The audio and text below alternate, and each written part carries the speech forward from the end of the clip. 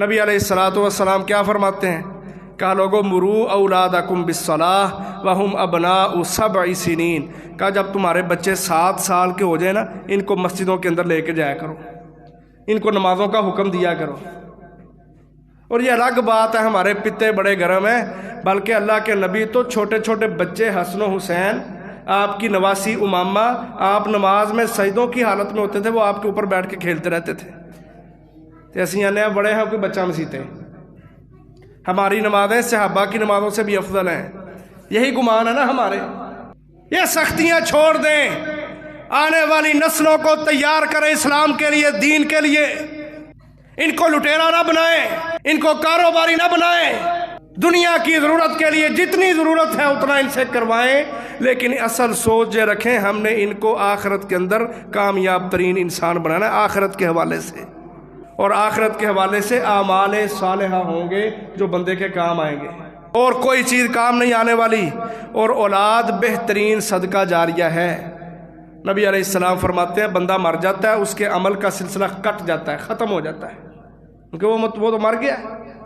اگر وہ اپنی اولاد کی تربیت اسلام پہ کر کے گیا ہے، وہ پیچھے سے قرآن پڑھتے ہیں، حدیثیں پڑھتے ہیں، نمازیں پڑھتے ہیں، دعوت میں آگے ہیں، جہاد کے کام کرتے ہیں، لوگوں کے اندر فلاح کا کام کرتے ہیں، فرمایا یہ اس کے اعمال کی برکت، اس کی تربیت کی برکت ہوگی کہ باپ مر گیا ہے، ماں مر گئی ہے، قبروں کے اندر پڑے ہوئے ہیں، لیکن اللہ کا ملاحقمین اولاد کے نیک اعمال کرنے کی وجہ سے ان کے درجات کو بلند کرتا ہی جاتا ہے، کرتا ہی جاتا ہے۔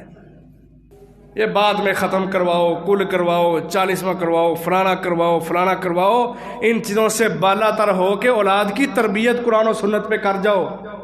بدعات کی طرف توجہ نہ دو، اولاد کی تربیت کی طرف توجہ دو، ان کو دین کا عالم بناؤ، دین کا سپاہی بناؤ، دین کا مجاہد بناؤ۔ اللہ کی قسم اسلام کو بڑے بڑے مسائل کا سامنا ہے، اسلام کو بڑے بڑے مسائل کا سامنا ہے۔ اپنی اولادوں کے اندر قابلیت پیدا کرو، اس لیے کہا جب یہ 7 سال کے ہو جائے نا، ان کو نماز پڑھنے کا حکم دیا کرو کہ چلو مسجد میں جا کے نماز پڑھو، اور جب یہ 10 سال کے ہو جائیں پھر اگر یہ نماز نہیں پڑھتے تو وَاضْرِبُوهُمْ عَلَيْهَا، اللہ کے نبی کہتے ہیں پھینٹی لگاؤ ان کو۔ 10 سال کے ہو جائیں اگر نماز چھوڑتے ہیں فرمایا ان کی پٹائی کرو۔ اللہ کے نبی فرماتے ہیں عَلِّقُ الصَّوْتَ حَيْثُ يَرَاهُ أَهْلُ الْبَيْتِ، اپنے گھراں دے وچ ڈانگ اوتھے ٹنگو جتھے سارے دا دھیان پیندا رہے، کہ ابا جان نے نماز چھوڑی تو پھینٹی لگانی ہے، بڑے کا احترام نہ کیا، چھوٹے سے پیار نہ کیا، نوافل کا اہتمام نہ کیا، تلاوت نہ کی، اذکار نہ کیے، تو یہ سوٹی بھی ٹنگی ہے، مار بھی پہ جانی ہے۔ تربیت کے شروع میں سختی ہوتی ہے، لیکن جب تربیت ہو جاتی ہے اللہ کی قسم صرف گھرانے ہی ٹھیک نہیں ہوتے، معاشروں پر اس کے اثرات ہوتے ہیں۔ اس لیے نبی علیہ الصلوۃ والسلام نے یہ بڑا جامع حکم دیا، کہا نماز اسلام کا بنیادی اور اہم رکن ہے، اس لیے اپنے بچوں کو بالخصوص نماز کے حوالے سے تیار کیا کرو۔ لیکن ہماری مصیبت یہ ہے ہمارا 18 سال کا بھی کاکا ہی ہوتا ہے، ہمارا 20 سال کا بھی بچہ ہی ہوتا ہے، وہ اوٹ پٹانگ حرکتیں کرے نا، کسی کو چھیڑے، چوریاں کرے، غیبتیں چغلیاں کرے، لڑائیاں ڈلوائے، تو ہم کہتے ہیں ہلے منڈا کھنڈائیے۔ اسلام انسان کو غفلت کی اور لاپرواہی کی زندگی نہیں دیتا، اسلام کردار دیتا ہے، سنجیدگی دیتا ہے۔ کہ ساری عمر تم نے مذاق کرنے ہیں،